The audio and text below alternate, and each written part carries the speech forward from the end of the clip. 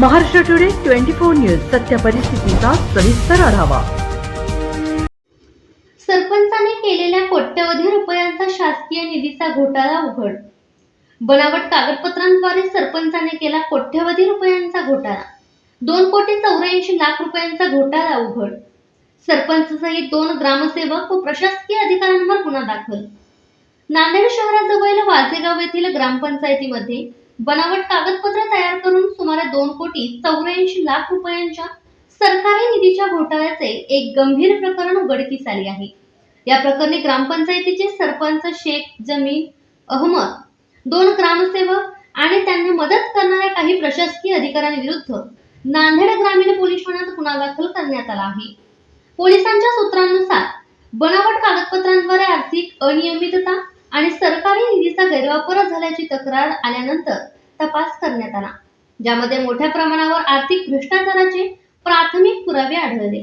यानंतर ग्रामीण पोलिसांनी कारवाई करत रात्री सरपंचाला अटक केली। अटक केलेल्या सरपंचाला न्यायालयात हजर करण्यात आले, जिथे न्यायालयाने पुढील तपासासाठी पोलीस कोठडी PCR मंजूर केली। या प्रकरणात इतर आरोपींच्या भूमिकेचाही तपास सुरू असून आणखी अटकेची शक्यता आहे। या कारवाईनंतर परिसरात मोठी खळबळ उडाली असून नागरिक संपूर्ण आणि निष्पक्ष चौकशीची मागणी करत आहेत।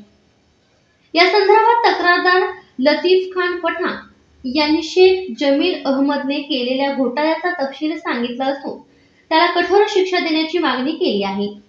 महाराष्ट्र टुडे मराठीसाठी ब्युरो रिपोर्ट, नांदेड। यहाँ की घटना जो है ये महानगर पालिका जो है उसका जो गलती है, जो भ्रष्टाचार में लिप्त है, उनके भ्रष्टाचार का यह नतीजा है। इस प्रकार से ध्यान न देना, इसकी पूरी जिम्मेदारी महानगर पालिका की है। और जितना यहाँ के हमारे सांसद महोदय है उनके जानिब से और हमारे यहाँ के कार्यकर्ताओं की जानिब से जो कुछ हुआ उससे बढ़कर भी प्रशासन की तरफ से चीज़ें होना चाहिए। Thank you.